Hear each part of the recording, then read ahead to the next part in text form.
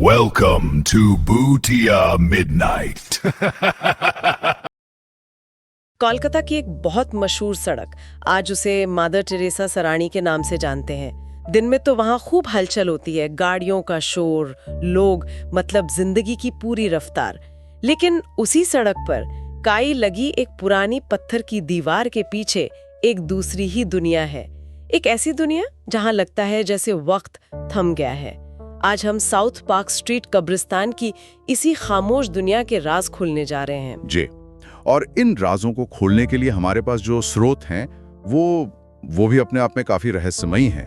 कुछ तो ऐतिहासिक लेख हैं, कुछ पुराने यात्रा वृत्तांत, और एक बहुत ही दिलचस्प दस्तावेज है जो खुद को घोस्ट डायरी कहता है। घोस्ट डायरी मतलब ये किसी जिंदा इंसान ने नहीं लिखी? कहानी तो यही है। इसे लिखने वाली खुद को उस कब्रिस्तान की एक बासिंदा, एक रूह बताती है। ये तो बहुत ही अनोखी बात है। तो क्या ये कोई असल दस्तावेज है जो वहाँ मिला था, या ये मतलब एक तरह की लोक कथा है? ये एक बहुत अच्छा सवाल है। असल में ये कोई ऐतिहासिक दस्तावेज नहीं है।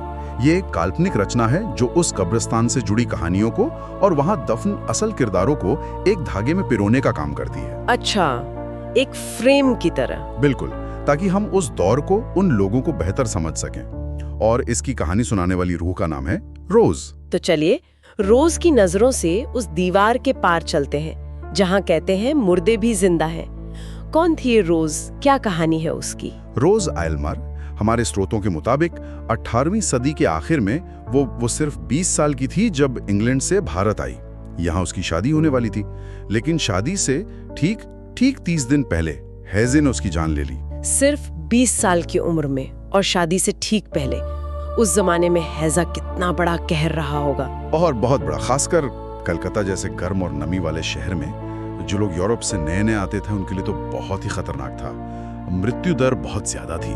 ज्यादातर मौतें हैजा, मलेरिया ऐसी बीमारियों से होती थी।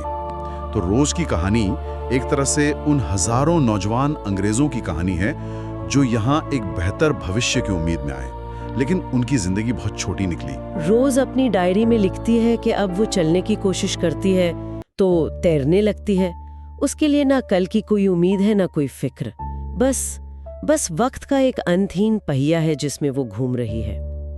उसकी कब्र पे एक कविता भी लिखी है, लेकिन उसे याद नहीं कि ये किसने और क्यों लिखी। हाँ, और वो पंक्तियां हैं, "A what avails the sceptered race, a what the form divine, what every virtue, every grace, Rose Aylmer, all were thine."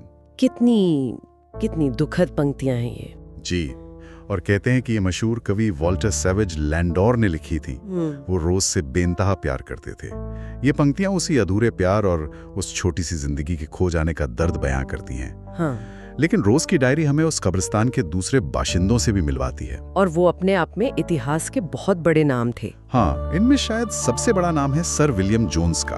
वो 1783 में सुप्रीम कोर्ट के जज बनकर भारत आए थे, लेकिन उनकी पहचान वो इससे कहीं ज्यादा बड़ी है। वो एक जीनियस थे। कहते हैं कि उन्हें 2 दर्जन से ज्यादा भाषाएं आती थी। उन्होंने ही 1784 में एशियाटिक सोसाइटी की स्थापना की। अच्छा, एशियाटिक सोसाइटी? मतलब वो सिर्फ एक अंग्रेज अफसर नहीं थे जो यहाँ हुकूमत करने आए थे। वो तो भारत के ज्ञान को, यहाँ की संस्कृति को दुनिया तक पहुंचाना चाहते थे। बिल्कुल, उन्होंने ही सबसे पहले ये सिद्धांत दिया था कि संस्कृत, ग्रीक और लैटिन भाषाएं वो एक ही परिवार से निकली हैं। उन्होंने भगवद गीता का, कालिदास के अभिज्ञान शाकुंतलम का, इन सब ग्रंथों का अंग्रेजी में अनुवाद किया। एक तरह से उन्होंने पश्चिम के लिए भारत के ज्ञान के दरवाजे खोल दिए। उनकी कब्र आज भी वहाँ की सबसे शानदार कब्रों में से एक है। तो एक तरफ जोन्स जैसे लोग थे जो भारत की पुरानी परंपराओं को समझ रहे थे, और वहीं रोज के डायरी में एक और किरदार का जिक्र है जो एक बिल्कुल नई क्रांति ला रहा था, हेनरी लुइस विवियन डेरोजियो। हाँ, डेरोजियो, एक जलता हुआ उल्का पिंड जो बहुत जल्दी बुझ गया। वो एक कवि थे, एक विचारक और एक क्रांतिकारी शिक्षक। सिर्फ 17 साल की उम्र में वो हिंदू कॉलेज में प्रोफेसर बन गए थे, और उन्होंने ही यंग बंगाल आंदोलन की शुरुआत की। वो अपने छात्रों को सिखाते थे कि हर परंपरा पर सवाल उठाओ, तर्क से सोचो। सिर्फ 17 साल की उम्र में प्रोफेसर, और फिर उन्हें कॉलेज से निकाल भी दिया गया उनके क्रांतिकारी विचारों की वजह से। और जब सिर्फ 22 साल की उम्र में हैजे से उनकी मौत हुई भक्तों ने कब्रिस्तान के बाहर सड़क पर दफनाया गया। हाँ, बाहर। ये तो उस जमाने के हिसाब से कितनी बड़ी बात रही होगी। ये उस दौर के समाज का एक आईना है।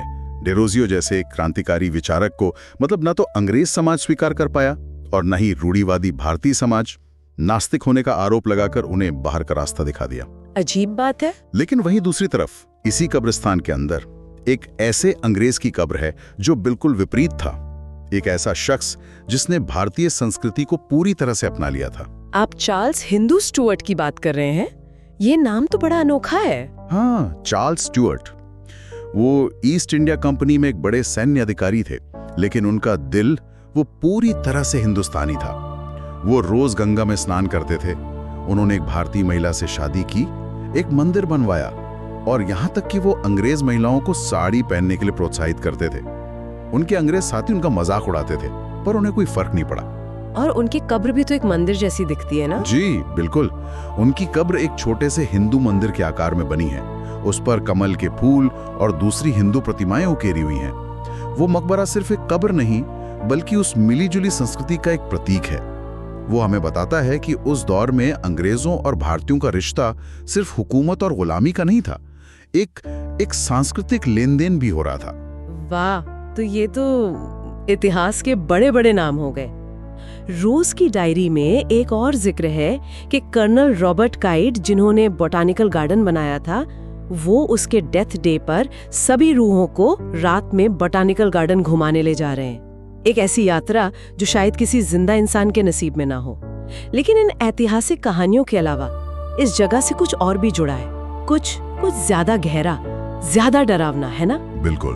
और यहीं से ये जगह कलकत्ता की सबसे डरावनी जगहों में से एक बन जाती है। ऐतिहासिक महत्व तो है ही, लेकिन ये जगह अपनी पैरानॉर्मल गतिविधियों के लिए भी जानी जाती है।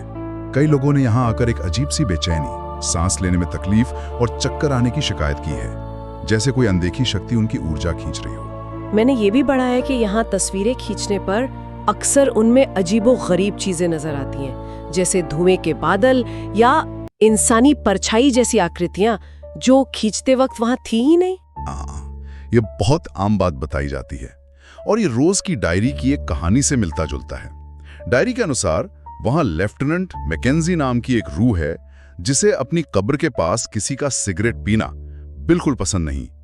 कहते हैं कि जो भी वहां सिगरेट पीते हुए तस्वीर लेता है, उसकी तस्वीर में धुएं का एक अजीब सा गुबार आकर उसे बर्बाद कर देता है। लेकिन इन सब कहानियों में सबसे डरावनी कहानी तो शायद उस ब्लीडिंग टॉम्ब की है, मतलब खून बहने वाला मकबरा, एक पिरामिड के आकार की कब्र जिससे खून रिसता है। सच में कहानी तो यही है। ये डेनिसन परिवार का स्मारक है। कहा जाता है कि इस परिवार के सभी सदस्यों की कुछ ही हफ्तों के अंदर एक के बाद एक रहस्यमयी तरीके से मौत हो गई थी और स्थानीय किंवदंतियों के अनुसार मॉनसून के दौरान इस मकबरे से खून जैसा लाल पदार्थ रिसता है। कि क्या इसके पीछे कोई वैज्ञानिक वजह हो सकती है, जैसे बारिश में पत्थरों से लोहे का ऑक्साइड रिसना या कोई और केमिकल? वैज्ञानिक तौर पर देखें तो आयरन ऑक्साइड या किसी खास तरह की काई की वजह से ऐसा रंग दिखना मुमकिन है, लेकिन इस कहानी के साथ जो डेनिसन परिवार की दुखद दास्तान जुड़ी है, वो इसे महज एक वैज्ञानिक घटना से कहीं ज्यादा खौफनाक बना देती है लोगों के लिए। वो उस परिवार के आंसू हैं जो पत्थर से खून बनकर बह रहे हैं। और सिर्फ यही नहीं, लोगों को वहाँ बच्चों की खिलखिलाने की आवाजें भी सुनाई देती हैं। हाँ, और रोज की डायरी के अनुसार यह लिटिल हेनरी हो सकता है। वो उस कब्रिस्तान की सबसे छोटी रूह है, 4 साल का हेनरी, जिसे आज तक यह समझ ही नहीं आया कि वो मर चुका है। वो आज भी झाड़ियों के पीछे छिपे प्रेमियों के बीच से गुजरकर उनके साथ लुका छिपी खेलने की कोशिश करता है। ये कहानी डरावनी से ज्यादा दुखद है। इन सब डरावनी कहानियों के बीच हम ये लगभग भूल ही जाते हैं कि ये जगह अपने आप में इतिहास का एक बहुत बड़ा दस्तावेज है। निश्चित रूप से इसे 1767 में स्थापित किया गया था और ये दुनिया के उन शुरुआती कब्रिस्तानों में से एक है जो किसी चर्च से जुड़े हुए नहीं थे। ये उस दौर का कलकत्ता दिखाता है जब ईस्ट इंडिया कंपनी अपने पैर जमा रही थी। यहाँ दफन ज्यादातर लोग 30-40 साल से कम उम्र के थे। ये कब्रिस्तान उन नौजवान जिंदगियों का स्मारक है जो बहुत जल्दी खत्म हो गई। और यहाँ की कब्रों की बनावट वो भी बहुत अनोखी है। हमारे स्रोतों में गॉथिक और इंडो सरासनिक स्टाइल का जिक्र है। इसका क्या मतलब है? क्या ये भारतीय और ब्रिटिश डिजाइन का मेल है? हाँ बिल्कुल, यहाँ की वास्तुकला अपने आप में कहानी कहती है। आपको यूरोपीय चर्चों जैसे ऊंचे ऊंचे नुकीले मेहराब दिखेंगे, टूटे हुए खंबे दिखेंगे, जो गॉथिक स्टाइल है। तो साथ ही आपको भारतीय मकबरों जैसे गुंबद, कमल के फूल की नक्काशी और पिरामिड के आकार के स्मारक भी मिलेंगे। ये उस दौर की मिली जुली संस्कृति का आईना है जो पत्थरों में कैद हो गया है। आज इसकी क्या हालत है? क्या इसकी सही से देखभाल हो रही है? आज ये एक विरासत स्थल है। आर्कियोलॉजिकल सर्वे ऑफ इंडिया यानी ASI इसकी देखरेख करता है, लेकिन इससे कई चुनौतियों का सामना करना पड़ रहा है। मरम्मत के लिए फंड की कमी है और सबसे बड़ी समस्या है उपद्रव। स्थानीय लोग बताते हैं कि रात में अक्सर लोग दीवारें फांदकर अंदर आ जाते हैं, नशा करते हैं, कब्रों को नुकसान पहुंचाते हैं। ये सोचना भी अजीब है। एक तरफ ASI इसे इतिहास की धरोहर मानकर बचाने की कोशिश कर रहा है और दूसरी तरफ लोग इसे इस तरह बर्बाद कर रहे हैं। पता नहीं रॉज और उसके 1600 साथी इस बारे में क्या सोचते होंगे। शायद इसीलिए ये जगह इतनी खास है। ये एक साथ कई दुनियाओं को समेटे हुए है। यहाँ इतिहास है, कला है, दुखद कहानियां हैं और रूह कंपा देने वाले रहस्य हैं। ये सिर्फ पत्थर और हड्डियों का ढेर नहीं, बल्कि भूली बिसरी यादों का एक पूरा शहर है। हमारे एक स्रोत में किसी का अनुभव लिखा है। वो कहते हैं कि उस जगह पर एक अजीब सी शांति है, लेकिन उस शांति के नीचे एक गहरे उदासी भी है, जैसे हवा में किसी का इंतजार घुला हुआ हो। सही बात है। ये जगह आपको जिंदगी और मौत के बीच की उस महीन रेखा पर सोचने को मजबूर कर देती है। वो 1600 लोग जो वहां दफन हैं, वो भी कभी हमारी तरह जिंदा थे, उनके भी सपने थे, उनकी भी कहानियां थीं।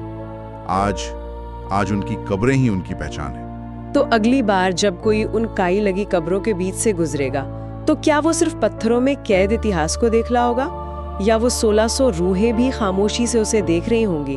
और सवाल ये नहीं है कि उन पत्थरों में कौन सी कहानियां दफन है, सवाल ये है कि उन पत्थरों में ऐसी कौन सी कहानियां दफन है जिन्हें शायद वो रूहें भी अब भूल चुकी हैं।